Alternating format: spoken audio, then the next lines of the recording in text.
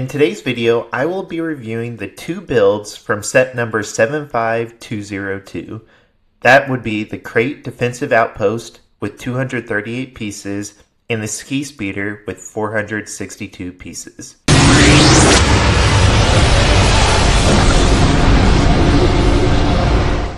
The faction for both of these sets is Resistance, even though they were originally built and used by the Rebel Alliance.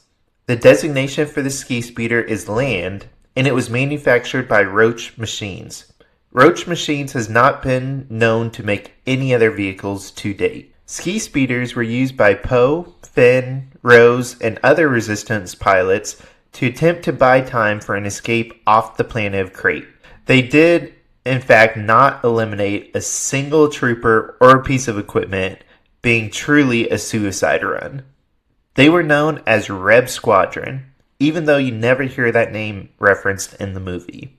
An interesting thing about the Ski Speeder is that it was made to be an asteroid slalom racer that was converted to combat. It would be similar to putting weapons on a pod racer. But to date, the Ski Speeder has only appeared in one set. Now getting into the ratings.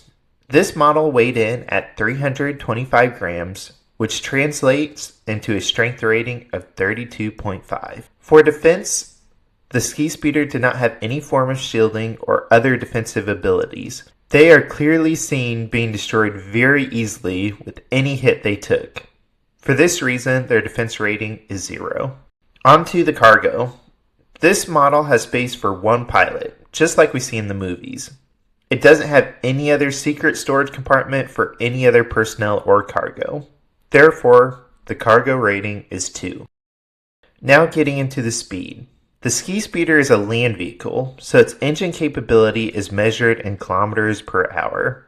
This speeder is actually pretty slow, since it has a maximum speed of 160 kilometers per hour. Comparing that to the only other vehicle I reviewed so far with the speed measured in kilometers per hour, the Ski Speeder is significantly slower than the Republic gunship.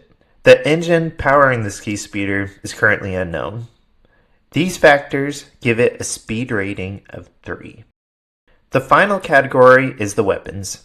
The only weapon seen on the Ski Speeder is a twin laser cannon on the opposite side of the canopy.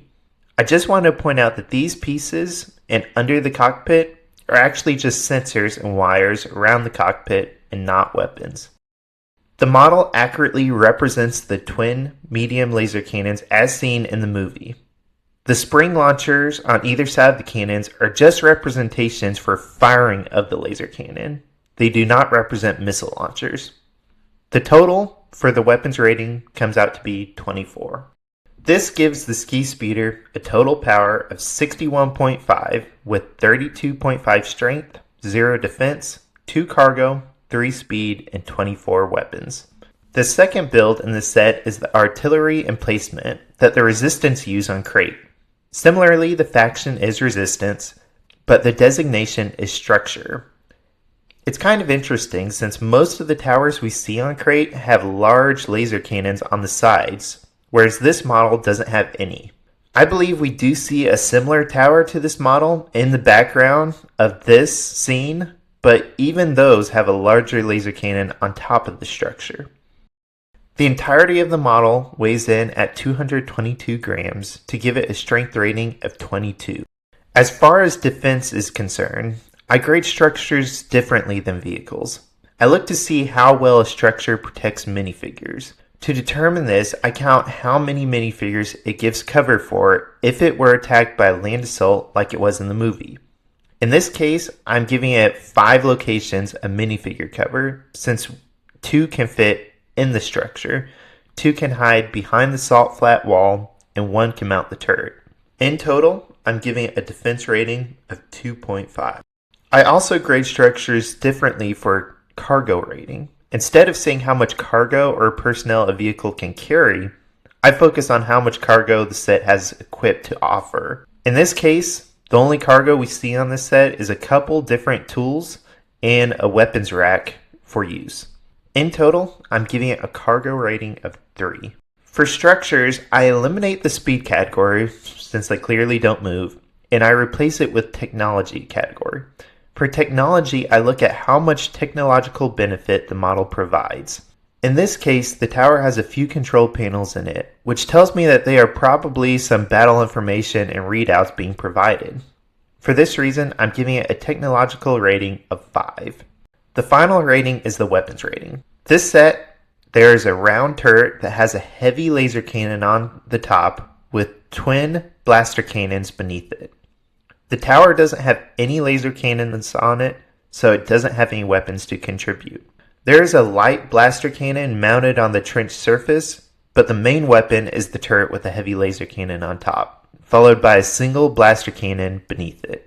So in total, this build has 2 blaster cannons and 1 heavy laser cannon for a total weapons rating of 52. This gives the total build a strength of 22, a defense of 2.5, a cargo of 3, a technology of 5, and a weapons rating of 52 for a total power of 84.5. Now taking a look at my collection, this is the first set I've reviewed so far that I actually own 2 of. So I'm adding 2 of each of these builds to my current collection, which brings my collection power up to 1905.5. The resistance is now on the board with a power of 292, which is my 3rd strongest faction so far. As always, you can check out my website at lukebrickwalker.com for a quick reference to all of my ratings so far. You can also download the studio files that I've created so that you can start to create a digital representation of your collection as well.